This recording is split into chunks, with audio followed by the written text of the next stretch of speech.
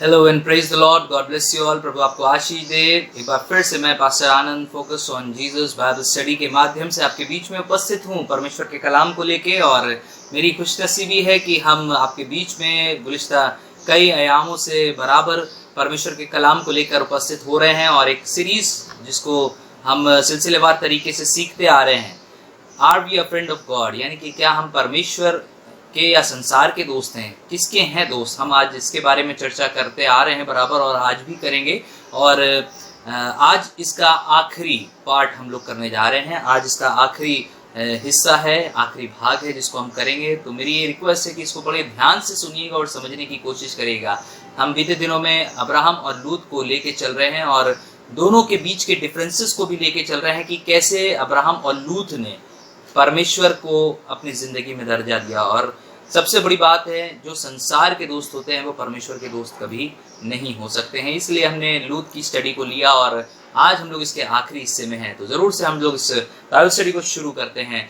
हम लोग पिछले 6 पॉइंट्स कवर कर चुके हैं और आज हमारा 7वां और 8वां आखिरी पॉइंट कवर हम करेंगे इसमें। सो जरूर से इसके लिए तैयारी करें। आज जो 7वां पॉइंट मैंने नोट करा हुआ है इसमें वो है, friends of the world lack fear of God, यानी कि जो संसार के दोस्त होते हैं वो परमेश्वर का भय उनके अंदर जरा मिलता नहीं है। ढूंढने पर भी शायद ना मिले आपको। क्यों? क्योंकि वो संसार से ज्यादा मोहब्बत करते हैं, इसलिए परमेश्वर से जरा कम डरते हैं। उत्पत्ति 19 उसके 15 से 19 का उसका 15 से 17 में लिखा हुआ है, जब पौ फटने लगी तब दूतों ने लूत से जल्दी करने को कहा और बोले, उठ अपनी पत्नी और दोनों बेटियों को जो यहाँ है ले लिया, नहीं तो तू भी इस नगर के अधर्म में भस्म हो जाएगा। पर वह विलंब करता रहा। इस पर उन पुरुषों ने उसका और उसकी पत्नी और दोनों बेटियों का हाथ पकड़े, क्योंकि यहोवा की दया उन पर थी, और उनको निकाल कर नगर के बाहर कर दिया।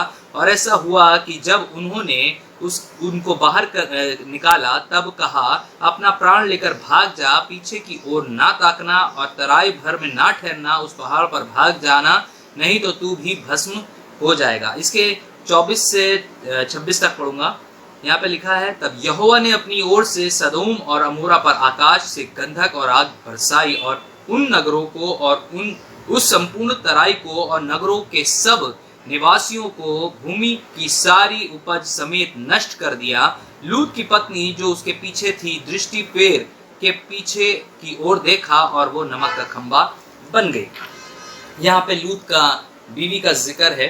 पहली बात, सिर्फ लूत नहीं, लूत की बीवी भी इस बात में बहुत मटीरियलिस्टिक थी। वो दोनों वस्तु प्रेम बहुत रखते थे, उन्हें दुनिया से बहुत लगाव था, उन्हें मोहब्बत थी बहुत ज्यादा दुनिया से, और इस वजह से वो सदोम को भूल नहीं पा रहे थे।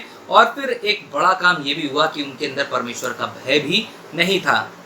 परमेश्वर के दूत ने उनसे ये कहा था कि जाओ और पीछे पलट कर मत देखना, नहीं तो तुम भी नष्ट हो जाओगे। लेकिन उसने ये काम किया। उसने क्यों ये काम किया? क्या था वजह कि वो पीछे पलट के देखी और नमक का खंबा बन गई?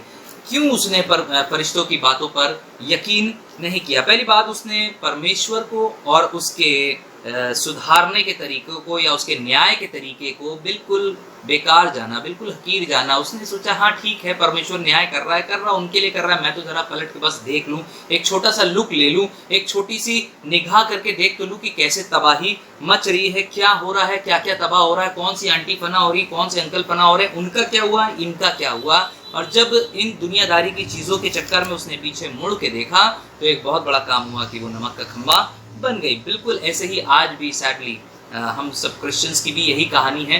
हम सब बड़े दुखद अंदाज में परमेश्वर के सामने मौजूद हैं। हम परमेश्वर को जानते तो हैं, लेकिन परमेश्वर के न्याय को हम शायद नहीं जानते। हम परमेश्वर को जानते हैं, हाँ परमेश्वर है, लेकिन उसका न्याय हम शायद कई बार नहीं जान पाते हैं। इसीलिए बाइबल में लिखा हुआ है उन मूर्खों के लिए जो परमेश्वर के न्याय को नहीं जानते, उनके लिए लिखा है, 1 कुरिन्थियों 1 उसका 18 में लिखा है, क्योंकि क्रूस की कथा नाश होने वालों के लिए तो मूर्खता है, परंतु हम उद्धार पाने वालों के लिए परमेश्वर की सामर्थ्य। कितनी खूबसूरत बात लिखी है कि जो बेवकूफ हैं, जिन्हें नाश होना है, उनके लिए तो क्रूस वैसे ही मूर्खता होगी, उनके लिए उद्धार से कोई मतलब नहीं। लेकिन हम जो उद्धार पाने वाले हैं, हमारे लिए लिखा है कि वो परमेश्वर की सामर्थ्य, वो हमारा बल है। और इसीलिए अगर हम और आप एक अच्छी जिंदगी जीना चाहते हैं, अक्लमंदी के साथ जीना चाहते हैं, पहली बात तो हमें परमेश्वर के भय की बहुत ज्यादा जरूरत है। अगर हमारे पास परमेश्वर का भय नहीं है तो यकीन जानिए कि हमारी तबाही निश्चित है। जैसे लूत की पत्नी की हुई। नीति वचन उसके 9 से 10 में लिखा है, यहोवा का भय मानना बुद्धि का आरंभ है और परम पवित्र ईश्वर को जानना ही समझ है। कितनी खूबसूरत बात लिखी हुई है। Carnal Christians think God doesn't mind their sin. जो संसारिक मसीही होते हैं, जो अपने आप को सो कॉल्ड कहते हैं कि हम क्रिश्चियंस हैं, उन्हें परमेश्वर के सामने पाप करने में बिल्कुल शर्म नहीं आती, उन्हें जरा भी भय नहीं लगता है। उन्हें लगता है सब कुछ ठीक है, हम पाप कर लेंगे और उसके बाद माफी मांग लेंगे, परमेश्वर हमें माफ कर देगा, इसलिए सब कुछ चलता है। आज के समय में अगर कहें ओके को तो चलता है। और मैं आपको ये बात बता दूं कि परमेश्वर के सामने पाप नहीं चलता है। वो अपने बेटे से मुंह मोड़ सकता है। जब पाप उसके ऊपर लदा था सलीब पर, तो हमसे क्यों नहीं मोड़ लेगा? हमने तो ऐसा कोई बड़ा काम नहीं किया, उसके बेटे ने तो पूरी दुनिया के लिए बेहाफ पर अपने आप को कुर्बान कर दिया, तो उससे उसने अपना मुंह मोड़ लिया। और इसीलिए इब्रानियों और उसके 12 और उसके 29 में हम परमेश्वर के एक ऐसे नेचर को देखते हैं जो शायद हम में से बहुत से क्रिश्चियन अभी तक जानते नहीं है। लिखा हुआ है, हम परमेश्वर को सिर्फ जानते हैं, लेकिन हम ये नहीं जानते हैं कि वो एक भस्म करने वाली आग है। लिखा है, क्योंकि हमारा परमेश्वर भस्म करने वाली आग है। इब्रानियों 12:29। हमें और आपको परमेश्वर के नेचर को जानने की जरूरत है कि परमेश्वर पाप नहीं बर्दाश्त करता, इसलिए वो तबाही भी मचा सकता है। लूत की बीवी इसलिए मुड़ी क्योंकि उसे परमेश्वर का भय नहीं था। लूत वहां पे देरी क्यों मचा रहा था? क्यों? क्योंकि उसे परमेश्वर का भय नहीं था। वो चाह रहा था सदोम को देख ले, अमोरा को देख ले, वहां की चीजों को देख ले जो उसने अब तक संचय किया देख ले। इसीलिए लिखा है कि वहां पे देरी लगा रहा था, वो रुक रहा था, वहां पे वो कोशिश कर रहा था किसी तरह रुक जाए और सब चीजों को देखे। लेकिन फिर क्या हुआ? फरिश्तों ने हाथ पकड़कर उसे बाहर निकाला है उस सदोम से। क्यों निकाला भैया? क्योंकि वो भी उस अधर्म में तबाह हो जाता, खत्म हो जाता। परमेश्वर की ये इच्छा नहीं थी कि वो तबाह हुए, इसलिए उन लोगों ने हाथ पकड़ के नहीं तो छोड़ देते, उनकी परवाह भी नहीं करते हैं। दुनिया भी, क्रिश्चियंस भी ऐसे ही होते हैं। कई बार उनको हाथ पकड़ के चलो चलो चर्च चलो। हमारे साथ भी यही होता था। हमारी मम्मी हमें पकड़ के चर्च ले जाती थी, दुआ बंदगी मीटिंग में ले जाती थी, बाइबल पढ़ने को कहती थी। बिल्कुल ऐसे ही आज भी हमारी हालत शायद यही है। जब हम प्रभु को नहीं जानते थे तो ये हाल थे, लेकिन अब प्रभु को जानते हैं तो खुद से ये करते हैं, क्योंकि हमें प्रभु से प्यार है। लेकिन अभी भी दुनिया में ऐसे बहुत से मसीह हैं जिन्हें पकड़ पकड़ कर चर्च लाया जाता है, पकड़ पकड़ कर बाइबल पढ़वाई जाती है, पकड़ पकड़ कर आराधना और मीटिंग्स में ले जाया जाता है। अंधेरे में बैठे होते हैं, उन्हें उजियाले में पकड़ के लाया जाता है। क्यों? क्योंकि वो परमेश्वर के भय को नहीं जानते, वो परमेश्वर के भय को नहीं मानते हैं। उनको लगता नहीं है डर किसी भी तरीके से परमेश्वर के कोप से जो उन पर भड़क सकता है। इसीलिए लूत की बीवी पीछे पलटी और नमक का खम्भा बन गई, क्योंकि उसे डर नहीं था, उसे भय नहीं था। उसे ये मालूम था परमेश्वर एक जरा से मुड़ने पर हमें क्यों मार डालेगा, ऐसा हो नहीं सकता है। उसने हमें बचाया है, हमें आगे बचाएगा, चिंता ना करो, मैं पलट के जरूर देखूंगी कि क्या हो रहा है। इसलिए मेरी दुआ है कि हम और आप संसारिक दोस्त ना बने जो पलट कर पीछे दुनिया में देखते हैं कि क्या हो रहा है। हमें परमेश्वर के भय में आगे बढ़ने की जरूरत है, और उस भय में परमेश्वर हमें सिखाता है कि जिंदगी में कैसे जियो। 8वीं और अंतिम बात जो हम लूत के जीवन से सीखते हैं, friends of the world receive God discipline. यानी कि संसार के जो लोग होते हैं उनके ऊपर परमेश्वर का न्याय या परमेश्वर का सबक उतरता है। परमेश्वर उन्हें सबक सिखाता है। कैसे सिखाता है? उत्पत्ति उसके 19वें अध्याय और उसके 18 से 23 को मैं पढ़ूंगा आपके बीच में। यहाँ पे लिखा हुआ है, लूत ने उनसे कहा, हे प्रभु ऐसा ना कर, देख तेरे दास पर तेरी अनुग्रह की दृष्टि हुई है और तूने इसकी उसमें बड़ी कृपा दिखाई कि मेरे प्राण को बचाया है। पर मैं पहाड़ पर भाग नहीं सकता, कहीं ऐसा ना हो कि कोई विपत्ति मुझ पर आ पड़े और मैं मर जाऊं। देख वो नगर ऐसा निकट है कि मैं वहां भाग सकता हूं और वह छोटा भी है, मुझे वहीं भाग जाने दे। क्या वह नगर छोटा नहीं और मेरा प्राण बच जाएगा? उसने उनसे कहा, देख मैंने इस विषय में तेरी विनती स्वीकार की है और जिस नगर की चर्चा तूने करी है उसको मैं नष्ट ना करूंगा। फुर्ती से वहां भाग जा, क्योंकि जब तक तू वहां ना पहुंचे तब तक मैं कुछ ना कर सकूंगा। इस कारण उस नगर का नाम सोआर पड़ा। सोआर का मतलब वाकई में छोटा, वेरी स्मॉल। और यहाँ पर परमेश्वर इस बात को बड़ा अजीब तरीके से हमें दिखाने की कोशिश कर रहा है। अगर आप इसका नजरिया देखें परमेश्वर का तो बड़ा अजीब है। लूत ने रिक्वेस्ट करी है, लूत ने रिक्वेस्ट करी है कि मुझे ज़ोआर जाने दे। उन फरिश्तों से रिक्वेस्ट करी है कि ज़ोआर में या सुआर में, वो ज़ोआर इंग्लिश में बोलते हैं, सुआर हिंदी में बोलते हैं इसे, तो कहने लगा कि वहाँ पे हमें जाने दे क्योंकि मैं पहाड़ पे चढ़ नहीं सकता हूँ। उसने अपनी अपनी एक्सक्यूजेस दी, उसे मालूम था वो शहर सही है, वहाँ पे सारी कमोडिटीज़ मिल जाएंगी, हम वहाँ पे खाना पीना हमारा आराम से हो जाएगा, सब चीज़ बढ़िया हो जाएगी, इसलिए हम एक काम करते हैं वहीं भाग जाते हैं। तो उसने वहाँ के लिए रिक्वेस्ट करी। और सबसे बड़ी बात ये कि सुआर बहुत छोटी जगह थी और वहाँ पे लोग रहते थे, लेकिन कैसे रहते थे, लिखा है कि वो कह रहा है कि इसके कारण वो सुआर को बर्बाद नहीं करेगा, लेकिन क्योंकि तू वहां जा रहा है। इसका मतलब पता क्या है, वो वहां पे लोग सदोम अमोरा जैसे बर्बाद थे, लेकिन क्योंकि वो वहां जा रहा था तो वहां के लोगों को थोड़ा समय मिल जाता पश्चाताप का। अगर वहां पे वो बताता, समझाता, बताता तो वहां पे थोड़ा सा टाइम मिल जाता, सुआर के लोगों को बदल सकते थे। लेकिन कुछ ऐसा हुआ कि वो और उसकी बेटियां दोनों निकल कर वहां गए तो, लेकिन वहां से आगे बढ़ गए क्योंकि इवेंचुअली वहां से वो बढ़कर उस पहाड़ पर चढ़ गए जिसके बारे में पहले दूतों ने उससे बोला था, और वहां एक गुफा में जाकर रहने लगे। क्यों गए, वहां पे लिखा हुआ है उसके 19वें अध्याय के 30वें पद को अगर हम पढ़ें तो यहाँ पे लिखा हुआ है, फिर लूत ने सुआर को छोड़ दिया, अभी पहुंचा है और अब छोड़ दिया, और पहाड़ पर अपनी दोनों बेटियों समेत रहने लगा क्योंकि वो सुआर में रहने से डरता था, इसलिए वह और उसकी दोनों बेटियां वहां एक गुफा में रहने लगे। क्यों भैया, ऐसा क्यों किया तुमने, क्यों तुम सुआर को छोड़कर चले आए, ऐसा क्या था वहां पे। देखो पहली बात हमें ये बात सीखने की जरूरत है कि सुआर में भी वही लोग थे जो सदोम अमोरा में पाए जाते थे। उनका कल्चर भी, उनका नेचर भी, उनके तौर तरीके भी बिल्कुल वैसे ही थे जैसे जैसे सदोम और अमोरा के लोगों के थे। और साथ ही साथ लूत को बहुत अच्छी तरह पता था कि अगर कोई परदेसी बाहर से सदोम में आता है तो उसका किस तरीके से इस्तकबाल होता है। उन दो फरिश्तों के साथ वहाँ के लोग क्या गंदगी करने की सोच रहे थे, बिल्कुल उसे पता था। इसलिए लूत ने सोचा भैया पहाड़ों पर ज्यादा अच्छा सेफ रहेगा मामला, इसलिए वहीं चले जाओ और ज्यादा अच्छा। लेकिन परमेश्वर ने क्यों इस बात को उसे अलाउ करा कि हाँ भैया जाओ, तुम जाओ, जुआर जाना चाहते हो जुआर में जाके रह लो। क्यों, क्योंकि परमेश्वर उसे सबक सिखाना चाहता था। कई बार जब हम पाप करते हैं तो हमारी पिटाई करता है परमेश्वर, हमें सिखाता है पाप के जरिए।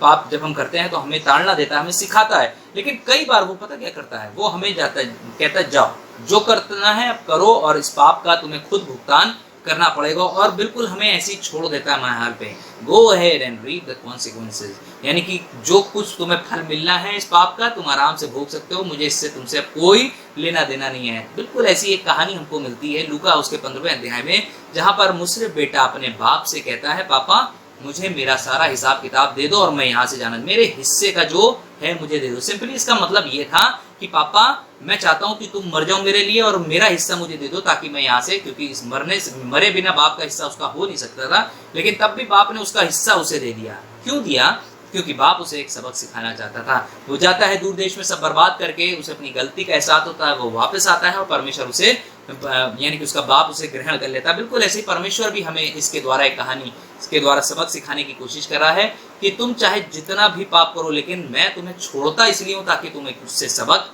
हासिल कर सको। इसलिए जब हमें परमेश्वर सिखाए, जब हमें सबक सिखाए, तो हमें दुखी होने की जरूरत नहीं, हमें निराश होने की जरूरत नहीं, हमें हताश होने की जरूरत नहीं। इब्रानियों उसके 12 उसके 5 में लिखा, 5 और 6 में लिखा हुआ है, बहुत अच्छी बात मुझे बहुत अच्छी लगी। यहाँ पे लिखा हुआ है, और तुम उस उपदेश को जो तुमको पुत्रों के समान दिया जाता है भूल गए हो।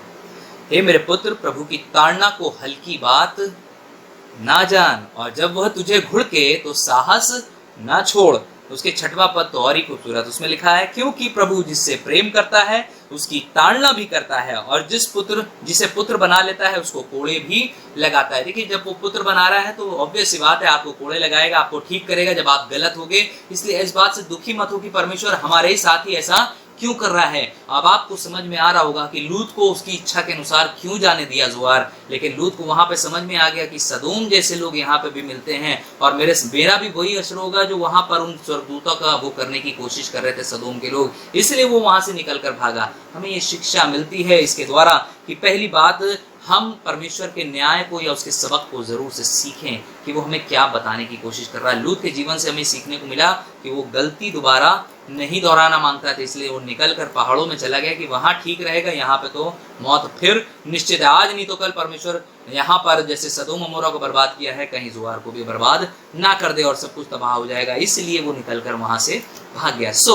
मुझे खुशी है कि हमने इन पूरी सीरीज को कंप्लीट किया है आज, और हमने 8 पॉइंट्स पर चर्चा करी है और अब्राहम और लूत को कंपेयर किया, उसकी बीवी को कंपेयर किया, उसकी बेटी को कंपेयर किया, क्योंकि संसारिक और संसारिकता से परमेश्वर का कोई मेल नहीं है, संसार से परमेश्वर का कोई मेल नहीं है, अंधकार से ज्योति का कोई मेल नहीं है, पाप से अनंत जीवन का कोई मेल नहीं है। इसलिए परमेश्वर हमें सिखाने की कोशिश कर रहा है कि हम अपनी जिंदगी को परमेश्वर के लायक बनाएं, उसका दोस्त बन जाएं और उससे बातें करना शुरू कर दें। तो हम जल्दी से समराइज करेंगे ये 8 पॉइंट जो हमने इस सीरीज में सीखे हैं इन 4 भागों में। पहला पॉइंट था friend of world lack intimacy with God, यानी कि संसार के जो मित्र होते हैं वो परमेश्वर से अपने रिश्ते को कायम नहीं कर पाते हैं। दूसरी बात, friend of the world lack generosity in their offerings to God, और जो संसार के दो मित्र होते हैं वो परमेश्वर को ढंग से देना या इज्जत के साथ देना नहीं जानते हैं, वो परमेश्वर को अच्छे से देना नहीं जानते हैं। तीसरी बात, friends of the world have compromised morals when pressured,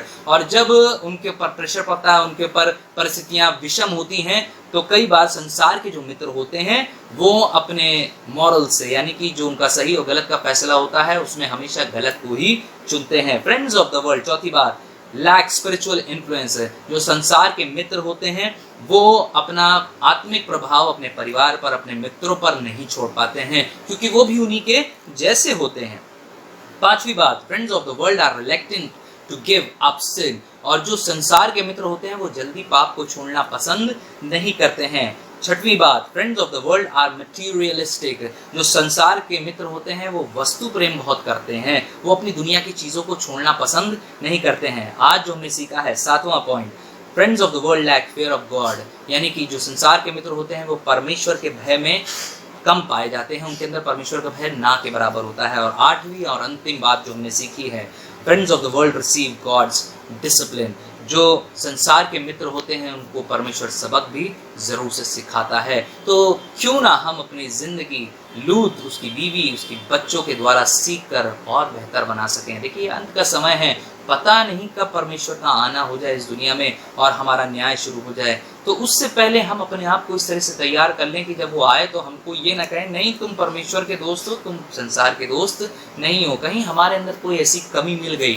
तो कहीं हमारा भी वही हाल ना हो जैसा कभी लूत का हुआ या और भी उन पापियों का हुआ जो इस दुनिया में आए और चले गए। लेकिन परमेश्वर ये चाहता है कि हम उसके मित्र बने, जैसे अब्राहम उसका मित्र था, विश्वासियों का पिता कहलाया, हम भी उसके साथ रहें। परमेश्वर आता है जब सदोम और अमोरा बर्बाद करने तो कहता है कि मैं बर्बाद तो करने जा रहा हूँ, लेकिन मैं चाहता हूँ कि मैं लूत से अब्राहम से छिपा के ये काम ना करूँ, क्योंकि उसका भतीजा लूत वहाँ पे रहता है। और आप सोचिए ये चीज़ें जो है ये सिर्फ एक दोस्ती है जो अपने दोस्त को बताता है, ये सीक्रेट है जो बताने आया है परमेश्वर, और वो बड़ी चिंता करके जाता है और उससे जाके अब्राहम को ये सारी चीज़ें बताता है। और बिल्कुल जो परमेश्वर के मित्र होते हैं उनकी खूबी ये भी होती है कि वो दूसरों के लिए परमेश्वर के सामने इल्तिजा करते हैं कि उनके गुनाहों को माफ़ करें, उनको क्षमा करें। जैसे अब्राहम परमेश्वर के सामने खड़ा हो गया और लूत और उसके घराने के चक्कर में पूरे सदोम को बचाने की कोशिश करने लगा। वो कहने लगा 50 लोग भी मिले तो क्या तू उन्हें नष्ट करेगा? परमेश्वर ने भी कहा 50 मिल गए तो भी छोड़ दूंगा,